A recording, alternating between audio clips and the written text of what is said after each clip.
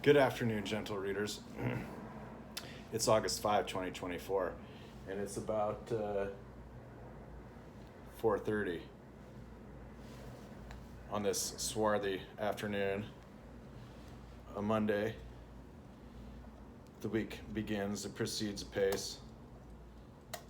Tempus fugit is Latin, and it means time flies. Time waits for no man, it says. Is a saying. There's at least two great sayings that are attributed to different people. One of them is Apollo, and the other one is Mark Twain or Samuel Clemens, who is only one person. So the idea is that everything in moderation, even moderation. And what that intends to reflect is that extremes are not good. Generally, they're extreme, like the polemical or the one-sided or this and that. And as to where the moderation itself or the middling road, sometimes even itself is extreme. And so the exception is the rule, and the rule is the exception. Now, we know generally that in natural language, it's unsurprising that the principle of least astonishment is an important thing to keep in mind in most usual courses when the intent is clear communication. That rules are the usual case. And what holds up for a rule, seen to rule number one, is what's so is so is so, and so again. Exceptions are these particulars where what would otherwise be the rule on the face of it, beneath that surface, has another countermanding reason for a decision and a judgment to make for that exceptions are rules. And rules, thusly otherwise in a course of least action, are exceptions. So one reason these great sayings say a lot is because another one of these is that for every great saying, there's an equal and opposite great saying.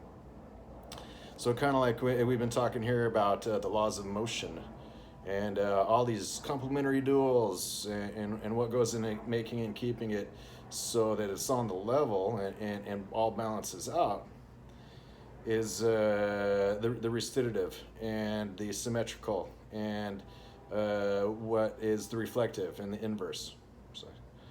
So just like anything else, these koans of a sort, or simple phrases with more than one meaning, and even contradictory almost on the face of it meanings, or meanings that turn themselves over, the knockabout, that make it so that you really have to kind of think things through and not just accept or reject, but that they become their own sort of action, as it were. This energy, these machines of phraseology. That those are some pretty good ones, and that a lot of people know, and also pretty much when the first time they heard such a thing, they remarked upon it as something that didn't fly right over their head. That made an impression, and that for some people that's the joy and the delight in things, is that that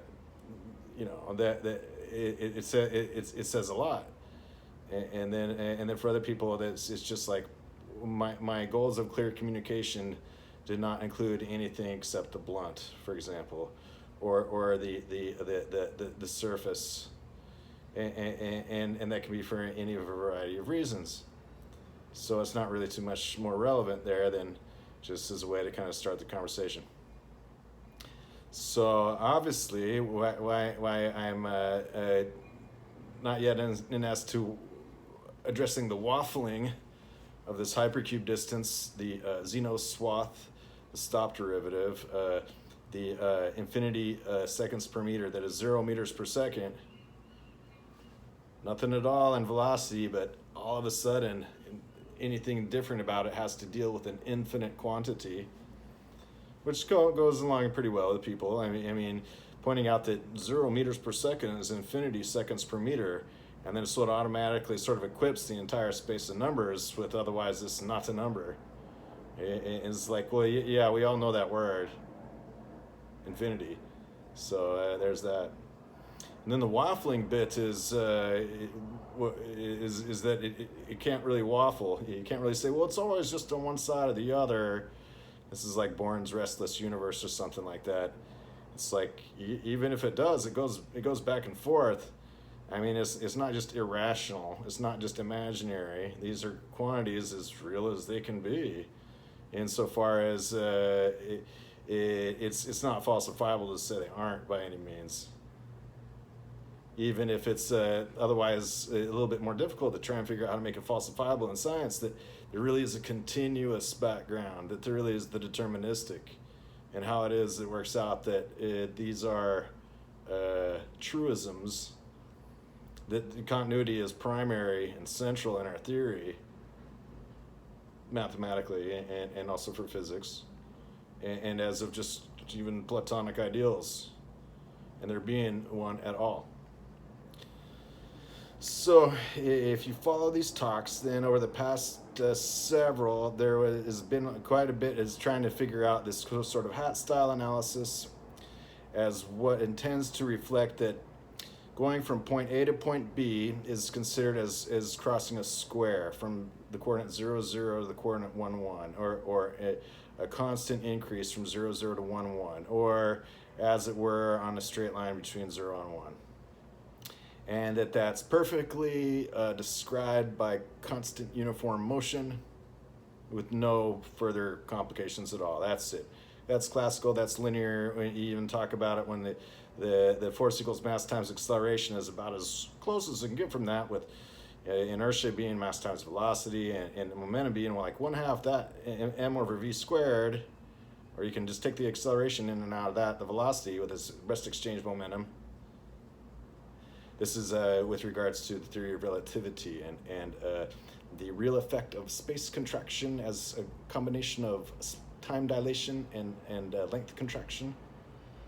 In a kinetic as for an extra Galilean bit that also happens to be Lorentzian in the space frames, frame dragging and then also Lorentzian in the rotational and kinematic.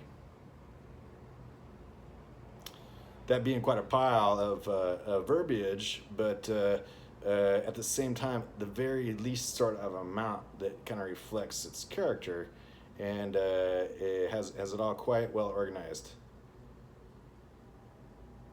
So here that 0, 1 is very simple, and this 0, 1 is very simple, and then this 0, 1 is very simple, and ... this hypercube, well, until it's like an infinite dimensional hypercube, which it has to be kind of just, and then the idea is that folds down to a box and makes the line 0, 1, and that's it. And then how it gets there, at least it starts from there, because otherwise when we talk about mathematics, how it goes to that, it's hard to convince people that it actually gets anywhere, because it's like, well, this is enough.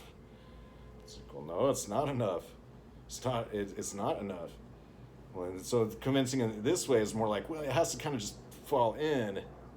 It's like, well, at least we're on our way back to 0. I mean, I can kind of appreciate that. So and then you can just say, well, we'll start out however close in you'd like, as long as it's far enough out. This kind of thing. So that's basically its framing. This idea of the hypercube distance. It's 1. That then there's this notion of the stop derivative, which is a way to take the integrals, antiderivatives of the inverse powers and get past 0. Or essentially how to reflect that there's this linear impulse with real character at all, and it's 1 somehow, affecting that otherwise everything's just instantaneous.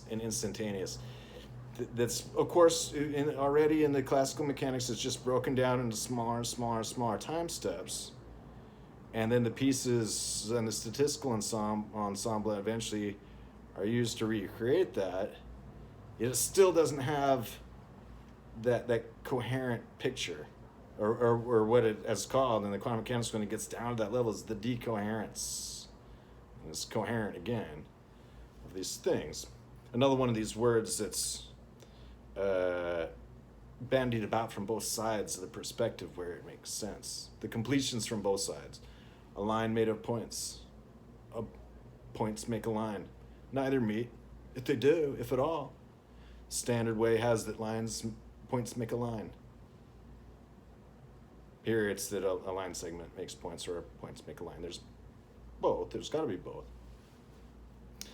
So, again, rambling, waffling, not quite getting to another sort of definite direction and a brief definition of the account of moment and motion, to have that there is a way to equip mathematics first with this kind of thing. Infinitely many higher orders of acceleration. I don't know. The stop derivative, or otherwise, taking the infinitely many orders of the derivative, as it just goes to zero, is pretty clear in powers. Well, how about the negative powers and how they come up from zero? That's something else that we kind of want to figure out.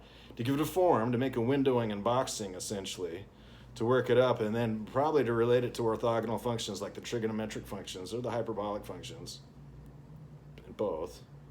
That there's a lot going on with trying to figure out that all these kinds of things have a kind of striking out on a new role of the definition with this original analysis, which is about the origin, and it's kind of new. It's original is the idea. It's probably very well explored. As far as we know, it's some 13th century monk's lifetime work, just waiting to be disclosed to the world. But here it's the idea that 0 and then x equals y equals z just makes one identity dimension that's otherwise just given as like, this is the number line. Would you like another one? It's directly opposite it, called orthogonal. Here it's just has the x and y are just kind of like either leg on either side of this stool, this tripod, to then have it so that this is a way to describe a coordinate setting, which is kind of novel. And then for things like the linear fractional equation and Clairaut's and D'Alembert's equation, which I hadn't heard much about, but are encountered quite initially in the schooling of the integral equations. It's just after I sat and got a mathematics degree, including the differential equations required that everybody sat, they weren't really addressed at all. So this identity dimension is kind of like, there's no dividing by zero, but it's a trivial solution to everything, and it's kind of the envelope in some of these cases. And it's relevant when there's nothing much going on. And that then the identity dimension is just another way to write coordinates. It just says, instead of saying that a line is one of x and one of y put together, it's like that x and y both have to like balance off of it. So that's another way then to look at the linear fractional equation and the Clairaut's and D'Alembert's equations, as that it's the envelope of those. And so it's a singularity, and so it's a branch. And when we're looking into Lefschetz as after Picard and Savary, and for the algebraic geometry, and these one forms and two forms and one cycles and two cycles as elementary, then for the theory of the integral equations, and particularly the singular integral equations, then for that the hypergeometric, it's got 0, 1, infinity as its regular singular points. All quite just eventually beyond the usual regular course. Hi, welcome to differential geometry. Forget that there's a 0 besides not having an infinity. And now we're just going to call our curves and functions that. It's like, you're going to have to remember this when you go back to your other classes, but this and that. Now, for taking that brief aside in differential geometry, I hope you'll please excuse me. I didn't mean at all to suggest that their course of taking a rational branch prediction of some kind of like a singularity off of a multiplicity theory and calling that a completion and then saying that runs out for all this almost everywhere bit was a fuller, bigger picture, because that would be wrong. And so but that's not necessarily to pick on differential geometry, for where among this series of schools of numerical methods, it's got some great approaches, and they can solve some things that are simple, linear, and rational in even less time. It just has that pretty much nothing is in the real, only in the contrived, which most things that are engineered are. It's like, are you sure you're looking at it backwards? These kinds of things. So with that levity aside, then, what I would hope to do is, after this brief recapitulation of that, for the past few episodes of this series, it's been discussing this approach of a definition in the mechanics of motion for mathematics and for physics, which basically makes it so that the ansatsa, or setup, of the conditions of that classical motion involves infinitely many higher orders of acceleration associated with any given change, that they have a place in the picture. So then, and as to filling in the middle, then that's what these other ideas are grasping toward. How can it be possible to make it so that then there's analytical character of these non-standard things? So, I mean, how can you even think about how to find something that's not really finite or built from the finite? How about solving things that make the emergent behavior not according to the law of small numbers? When there is more than one law of large numbers, how do they work together? This kind of thing. How about, even these ideas of the slowly converging series, or the distributions with long tails that don't have a centralizing tendency, or the outliers, they used to call them sometimes. These are things that get into where they do have a mathematics, it's just not understood or explicable, that increasing the vocabulary makes it possible to at least give something that's not really explained a definition of its character, its qualia, then for making it quantitative in terms of what would be fundamental results in the non-standard. For example, everybody's favorite first non-standard function, the Dirac delta, an infinite spike at 0, otherwise 0, whose area happens to equal exactly 1, although it's infinitesimally wide. Non-standard. It's infinitely tall, it's infinitesimally wide, its area equals 1. That's the first not a real function that's ever allowed in all of standard analysis, but then it's pretty much everywhere. I mean, once you reach a point and the Dirac delta is introduced, it's like, it is so that it is 0 everywhere except at 0, and at 0 only it is infinity.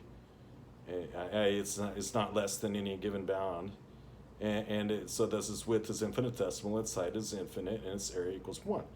So that's everybody's first non-standard function. There are others. In fact, the continuum itself kind of gives rise to several singularities right from the get-go, like this natural unit equivalency function or sweep, and it's like, you mean it's a CDF and a PDF and of the natural numbers at uniform random? Yeah. How can it be both those things at once? Special. So then, after everybody's first non-standard function, not a real function, yet with standard real character, real analytical character, is that before that, there's everybody's first geometric series when they sum the infinite negative powers of 2, 1/2 plus 1/4 plus 1/8 plus dot dot dot, and agree to themselves that that equals 1. As to say that they always had 1, and they're always able to maintain the measure, and that then they were able to describe that that's this telescoping in the series that maintains the scale all the way on and out forever, and they've book kept this for themselves, so that beyond it, just that the limit has this, like, well, for the series out at the end at the tail, it gets differences that are smaller, and at some point in time they never get bigger, and they can keep diminishing on that way forever, so we can say it has a limit, and that that is its value. So for the geometric series, it's like it is no different than the sum. So when it comes to convergence, then otherwise some of these things in convergence are you get more and more contrived. And even for things like Stirling's identity, his approximation for the factorial, that according to most tests for convergence and divergence, fails, yet holds. The geometric series is about the most perfect thing, and it's for anybody who's given the idea that something's infinitely divisible, and it reflects that same ratio all the way on down to nothing, that it was from one thing, that it still is that one thing, and then that would suffice also that it reached exactly nothing and none less. So that, of course, is after Zeno's expositions of classical motion and expressing related rates, which at least are kind of, one of the other, one of each one of the other. That the geometric series, and it's given well that besides 1 over the negative powers of 2, then there's 1 over, or rather the sum of the negative powers of 2, that a negative power is 1 over the negative powers of a given number is just 1 over b minus 1, starting at the 0th one usually. But these are examples that there are definitely infinite numbers that make whole numbers. So when we get to something to say that, well, then the reductio, the double reductio, that we reduce something and reduce it and reduce it and reduce it again, that ad infinitum, ad absurdum, these being the terms from logic saying what course the inference, the inductive inference, or bringing back the deductive inference and the reductio, that it comes and goes, the inference, the reductio, the double reductio, ad infinitum, ad absurdum, those both being about the same. One being either decimating or fulfilling, and the other being off or who knows where, infinitum or absurdum, one or the other. That velocity and relativity is related rates, everybody knows, since they were faster than a turtle. And then, but the geometric series definitely involves the comprehension of infinite. And then the first non-standard function is a square that's flattened, but it keeps its area. So.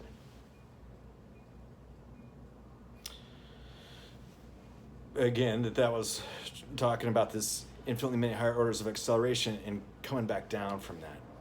Because how it starts is that the very highest one of those has the least iota of action on it, but that affects the cascade of it for as long as that's applied instantaneously for any length of time, an iota of time, iota being a word for the smallest non-zero thing, and also for these iota values, the mathematical infinitesimals, standard infinitesimals. If there's a standard scalar infinity, 1.0 infinity, then an iota value is 1.0 infinitesimal in a term that it would be expected to be kept forever the same way, a standard definition. There's standard infinitesimals for some standard real infinity. That this application the little end of the acceleration, the most infinitely high order of it, then comes down for that briefest bit till it finally accumulates to something that ends up being, for the geometric series, it's like n1 half n1. That's what it results that it is. An infinite series then that is started from that side, because pretty well established that according to forward induction, it's beyond the where the sidewalk ends from the big side, from the big end. From the little end, the idea is then that the tidal wave does come back. This is usually as with regards to that in the Brobdingnagian world of Gulliver's Travels, which was this book about a fantastic voyage of Gulliver and by Swift or somebody like that. And he traveled to these strange lands, and one of them was where these two cultures had a cultural divide. And the Lilliputians or the Brobdingnagians, I forget. And so Gulliver was kind of surprised and astonished, because everywhere in this land, what they had as a habit, these people, was that their meals were hard-boiled eggs or soft-boiled eggs, I forget. But the idea is that, given an egg, there's various ways to prepare an egg as for breakfast, lunch, or dinner, and that they have, for example, soft-boiled, hard-boiled, poached eggs, over easy, over medium, over hard, scrambled eggs, soft, runny, firm. There's many ways to prepare eggs. But how they did it is they had one side of this cultural divide ate their eggs. They cracked open and ate their eggs from the small end. And the other culture in this cultural divide they cracked open and ate their eggs from the big end, because an egg, as it's made in an oblong sort of shape, has a big end and a little end. So when you hear big endian and little endian, it relates kind of back to this as the cultural reference of this inscrutable, incomprehensible cultural divide that this person had, viewing through his lens of these people who are otherwise about the same, but were at war with each other over which side of the egg things had cracked on. That then there's also this thing that it was also related in terms of computer engineering, from the most significant to least significant bit order, 0 to 7 or 7 to 0 usually for 8-bit bytes, or the arrangement of values in memory, whether increasing or decreasing at the big end or the little end, the more significant byte or least significant byte. So you got MSB to LSB or LSB to MSB. In lowercase, that means most significant bit to least significant bit, least significant bit to most significant bit. And then you have MSB to LSB or LSB in uppercase, it means most significant byte to least significant byte, least significant byte to most significant byte. Where a bit is a binary digit and a byte is usually 8 bits, but it's according to car bit or otherwise a constant on the chip in terms of the least addressable memory unit called a byte. And the car bit and these kinds of things, or char bit, the constant, 8 usually. The 4 is a nibble, NYBBLE, which is just really a made-up word by then. That here the idea of the big endian and little endian is that our geometric series is from the big end. Our power series is from the big end. Our Taylor series is from the big end. Our Fourier-style analysis is kind of from the big end, but that gets into a little bit about this discussion about the wavelets, waves and wavelets, and wavelets and waves, which about Fresnel and Huygens principle is going to be something I want to mention in a minute or so. So getting back around then to this idea of the big endian and little endian is bringing them back together. And so some of that is the idea is like, well, how about we just start with e to the plus x and e to the minus x, compared to like usually one of them leading off a series this way and the other leading off a series the other way. It's like, well, we can just barely even begin to get those terms instead of what's called the double power series, which is kind of one of the things of interest here. Or the Clairaut and Maclaurin result, where it's like we got the periodic components and the power term components together to help affect and reflect that they both build each other and carry on out in terms of in effect, something that would be tracked over a growing input. This is one of these things here that came up in one of the readings from the turbulence theory about these components that actually these kinds of approaches are already, been considered, of course, in all sorts of cases for dynamical modeling, particularly when things it's where it runs out that the standard linear ways just don't have enough. So the other day, I did notice that in the turbulence theory that the kind of Clairaut and Maclaurin bit, which is a way to say that, well, Clairaut makes the Taylor series, the trivial case for zero, and Maclaurin makes the Fourier series a trivial case for zero, as in they were kind of like in front of this.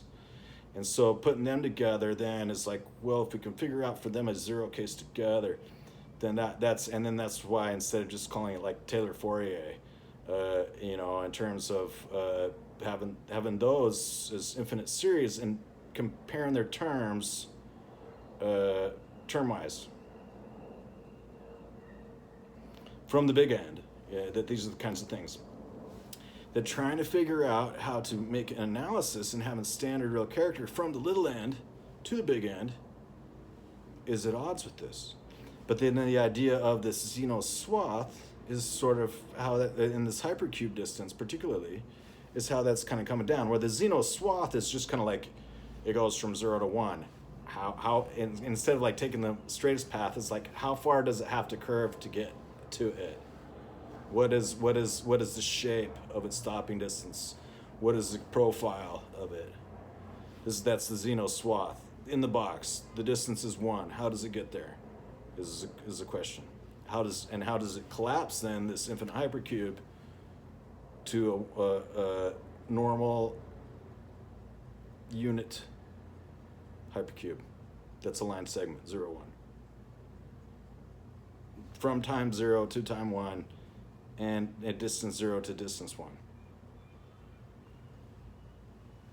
So trying to put these things together is the way it's been gone about. The waves and wavelets bit also came up from reviewing a bit of the turbulence theory talk. So the turbulence theory talk was about a symposium on fluid mechanics about turbulence. And there were some really interesting kind of approaches in terms of, as was mentioned, the idea of having different kinds of power series and Fourier series together, and then also about waves and wavelets and wavelets and waves. So when there's a discussion of the wavelets and waves here, the idea is a wavelet is this kind of like the idea is that there's an abstract mother of all wavelets, and there are many different ways to describe what's like a mother wavelet. And then the mother of all those wavelets is like the kernel of the basis of what everything grows from. That there's an idea to figure out that this kind of starting from the little end and making this hypercube distance as falling down from all the infinite many higher orders of acceleration, growing. I mean, the most original initial push that it results at all, just the cascade of events. That a wavelet is, the way mathematics has already, is like, well, we kind of got one of those and it started from the origin and then it grows out and has its cascade and makes a thing. Wavelets to waves. So we're trying to figure out how to get from this starter to a unit distance. Then also how that reflects that for the waves and wavelets that there's a starter that makes then wave motion. And so one of the things that was addressed in this book on the turbulence theory was that they were talking about things like Huygens' principle that waves, when they interact with other things, make more waves, and that waves are the idea of that the traveling waves and standing waves are the most adequate way to describe models that change in an open system, otherwise usually generally, and it's totally everywhere in all kinds of things. There's The linear gradient and anything that's not is waves. And the linear gradient is just like as of a wavefront. That's what it is. So trying to figure out then this approach for the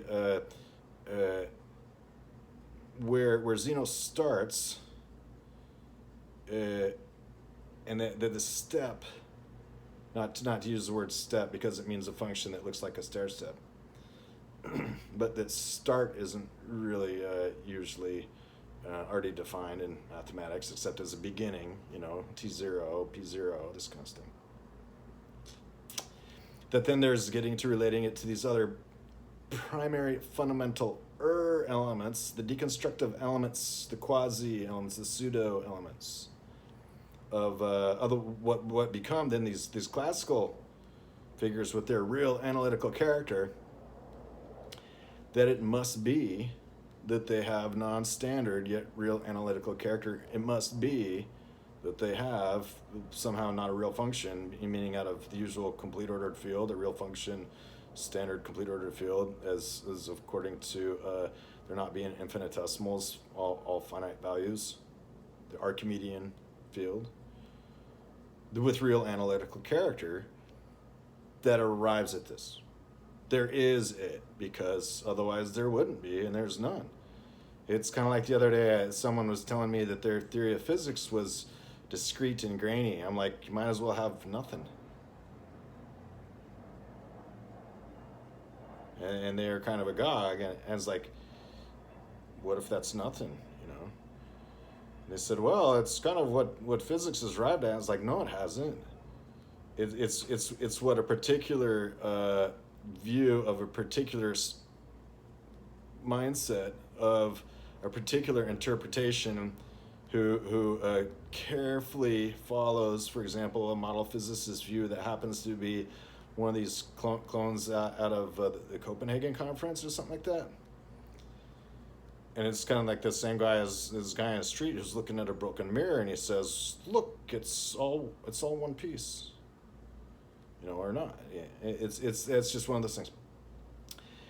That while it's not falsifiable so much that the universe really is continuous, it would be falsifiable if it wasn't. And they've already discovered that the subatomic particles go on pretty much forever, called quark physics in the Technicolor. This turtle is all the way down. So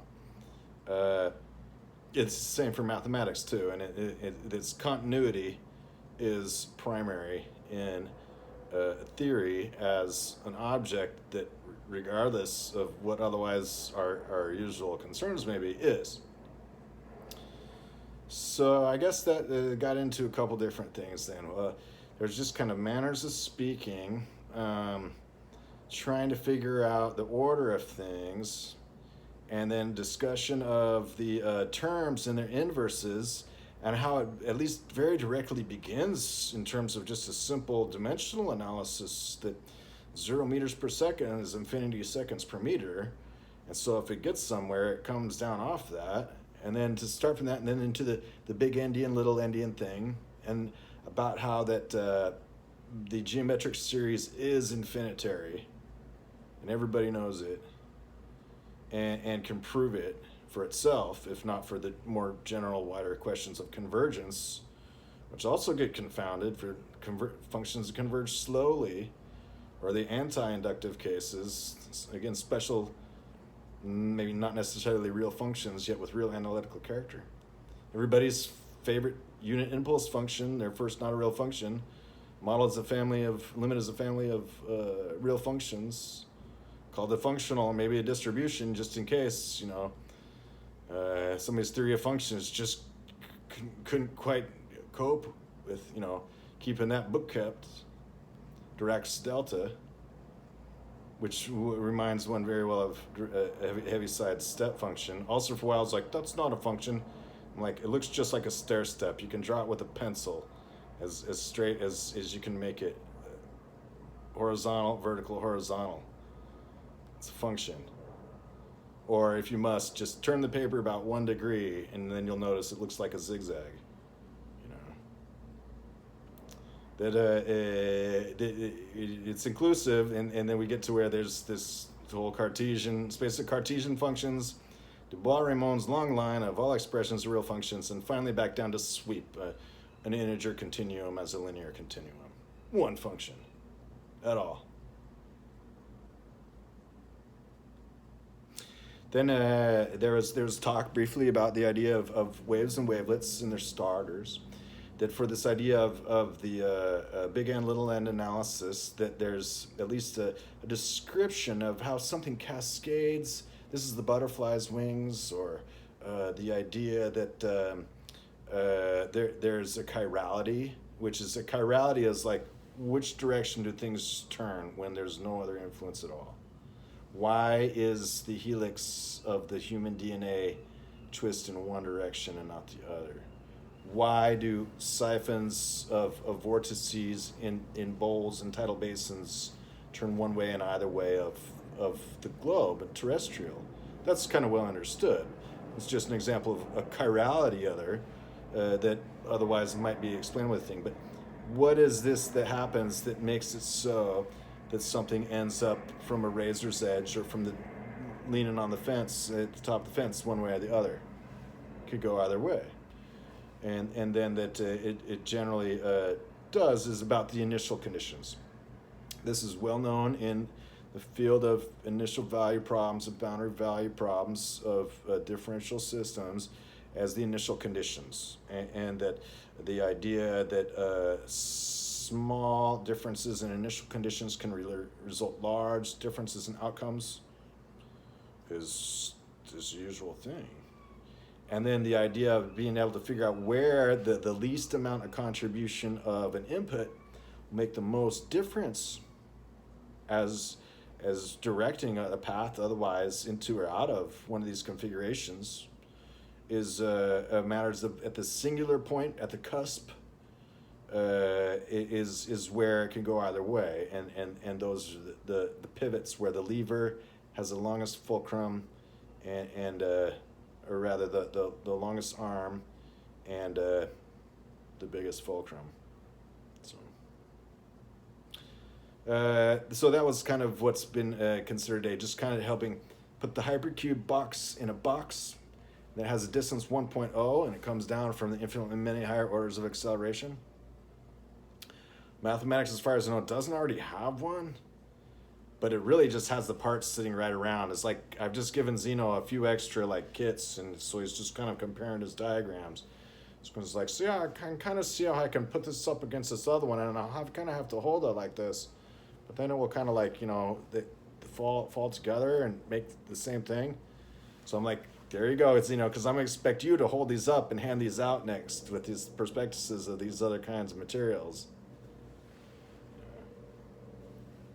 Let's see what the stacks have today here. Theory and practice. Jürgen Habermas is part of the Frankfurt School. So the Frankfurt School are some philosophers. They kind of started in the 50s, 60s, and 70s. And what they're about is they're about the most long-winded postmodern philosophers you can ever find. And they're very airy, and they know pretty much philosophy of social things. It's a school of social research. And so the Frankfurt School with Jürgen Habermas and Marcuse. Marcuse's book One Dimensional Man was widely read, and Jean-Paul Lyotard, if I'm saying that correctly, Lyotard, Lyotard, who are each of this, they are called as the Frankfurt School, are largely Americans, or in terms of they came to America, and then and I'm not quite sure about that, or exactly where their influences and where their centers are and where their students are and these kinds of things. But I've been studying Habermas and the Frankfurt School and Marcuse a little bit. And as I said before one time, when I was studying them, I just kind of read to get an idea of what they're thinking about, not necessarily that I follow what I read. Because it's like the Japanese have a saying, and maybe I believe it, and it says, if you believe everything you read, maybe you shouldn't. Maybe you shouldn't read, or maybe you shouldn't believe. If you can't maintain a critical rationality, maybe you shouldn't read. If you don't maintain a critical rationality, maybe you should. So I believe that seems to make a lot of sense, and I had to think about it for a second. And these are the kinds of things that help then when studying otherwise, because somebody's like will come along and say, look, I've studied all the great intellectual students and professors and philosophy and the technical philosophy and the logical philosophy, and I've come right when there's a great brand new moment of things in the midst of change, like existential and nihilism, and what I'd like to sell you is communism. I'm Karl Marx. And it's like, well, I know, I can tell you're speaking kind of the intellectual capacity of some people at the same time to the material needs of others. It's fair. I mean, it's a free country. You can do what you want. Here, Habermas is a little bit different. And so it's kind of hard to tell when somebody's warning against something, whether they're warning against it or setting up for it. And so here, as he's warning against the social engineering and the haves-nots, so kind of like when Eisenhower warned of the military-industrial complex, and today it's like anarcho-capitalism and stuff like that. And that these are just kind of some of these concepts that have arisen since the time of when this book was written, Theory and Practice, which is that theory and praxis, or theory and practice, starts with a quick glossary of words in two languages to help establish a contretemps and a contradistinction between them. That then theory and practice is helping to explain a lot of different things that reflect on Hegel and Hegel's non-technical inputs, which I tend to not care too much about, and then also with regards to that he can really get going, and helping to explain that things are, as with regards to technology and science as ideology, technical progress in the social life world, the practical consequences of technical scientific progress, and these kinds of things. That it's very, very voluminous, and it's wonderful to read, and it's very well read, and it's got a lot of value in it. That there's to be considered that there's a lot going on. And then he does talk about the hermeneutic, which is cool. That's basically as part of our logical technical philosophy, that the null axiom theory is hermeneutical, or axiomless natural deduction is hermeneutical, and stuff like that. But this is basically about social sciences, if that's a word. But he does lay a lot into the necessity of the design of experiment if you're going to be making experiment in social sciences, and the way to easy risks of getting it wrong and spoiling the control group. In a similar vein, but kind of the opposite, is a book by Ayn Rand called The Art of Fiction. So it's just Ayn Rand wrote things like Atlas Shrugged and The Fountainhead and several other works, and was both lauded and put down for coming across as too capitalist, or as of very much holding on to what was wealth, basically. Yet at the same time, one of the key and critical things of her works isn't get money, it's make something in the world. Like in The Fountainhead, there's this guy, and he's an architect, and he doesn't care, but he makes buildings, and he succeeds. And then in Atlas Shrugged, it's like Dagny Taggart is a railroad builder and makes something, but the society is crumbling and falling apart and making it so that it was getting dystopian, and it remains to be seen how that works. I haven't read all that really, to tell the truth, but I really did like the Fountainhead after I got into it. But this was only after, when I first started this, I was like, well, I don't want to read that. That's unpopular, because it advocated gain through development, and so that otherwise personal and social things aside, I don't keep an opinion, because each is free to keep their own opinion, and I wouldn't have that any other way. Lao Tzu's Tao Te Ching is another way to write this transliteration.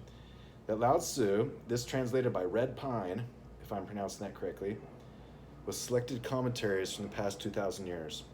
So this is a book, after the book I was looking at the other day from Confucius, who is basically the school of Hua and all things in the Chinese tradition of togetherness and a holistic sort of social polity. Then Lao Tzu also has a bunch of great things. And compared to somebody like The Art of War or something like that, which is quite different. Use directness to govern a country, and use deception to fight a war, but use non-action to rule the world.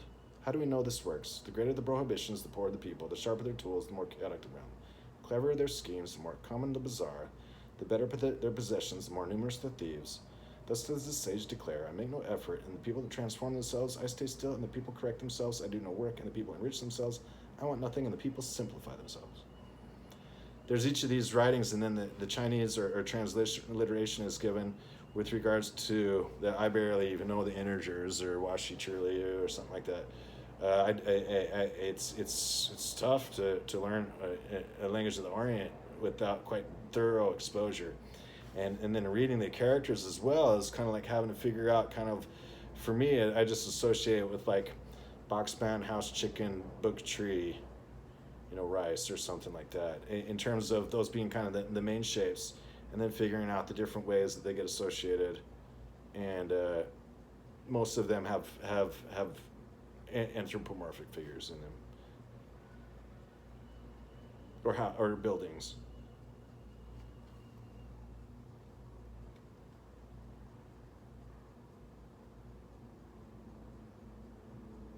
Or natural characteristics or animals.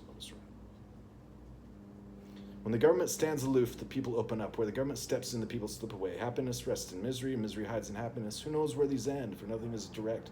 Directness becomes deception, and good becomes evil. The people have been lost for a long, long time. Thus the sage is an edge that doesn't cut, a point that doesn't pierce, a line that doesn't extend, a light that doesn't blind. Swan Tsung says, to stand aloof is to be relaxed and unconcerned. The ruler who governs without effort lets these things take care of themselves.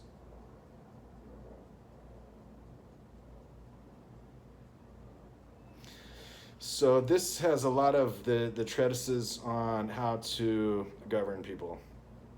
And it's good advice. So here he quotes Sun Tzu.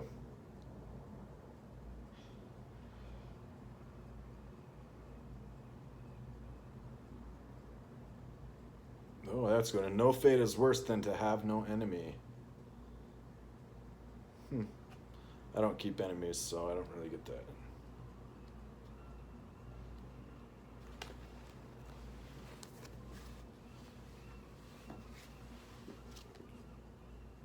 Dictionary of Modern Chess. The other day we reviewed here a couple different books in chess, like chess openings and open and closed games.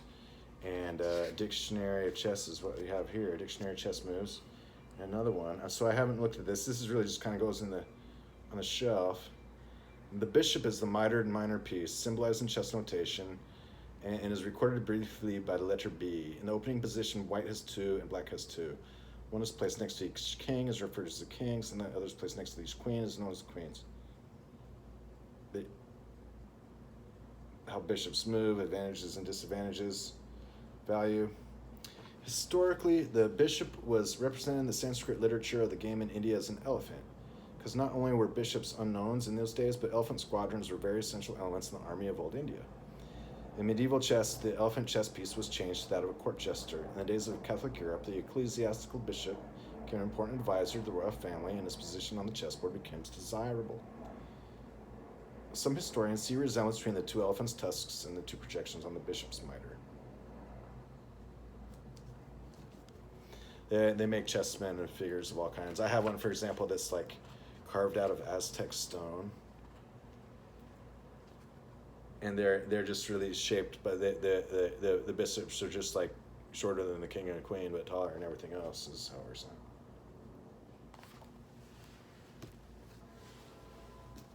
And then there's the rooks, and then the knights look like horses. This book was very popular and a bestseller in an age when it was pretty remarkable for a book to sell many more than 10,000 copies. Will Durant's The Story of Philosophy, The Lives and Opinions of the Greater Philosophers. I found a copy of this the other day and started looking through it. And it's from like the 1920s, and this is the Time Life reprint, kind of like that book from de Santillana of The Crimes of Galileo, explaining kind of what went on in the days of the Counter-Reformation and Galileo, the Roman Inquisition, and the Descartes and Urban VIII and Bellarmino, and what became as after the Dominicans, and that as of the changing to where in the Counter-Reformation against the Lutherans, who had discarded science and threw it away even more fully in regards to rejecting papism, instead it turned out that it became more of a scientific revolution.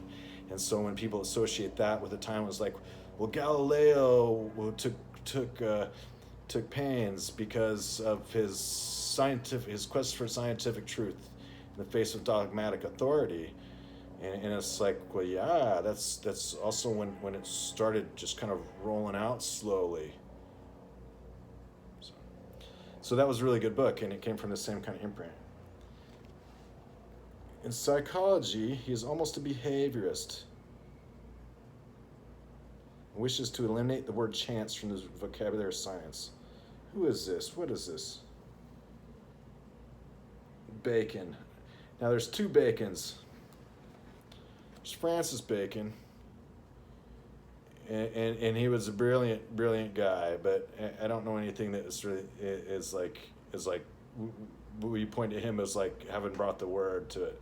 Then there's Roger Bacon, who was like 100 or 200 years before him, who was like one of the greatest philosophers of his time, to like in the medieval times and all that kind of stuff.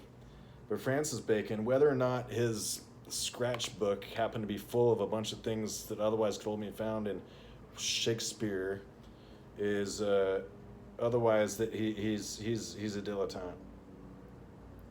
Here and so, yeah, he says, or Durant says that he's about chiefly a means to power. This very practical assessment of friendship.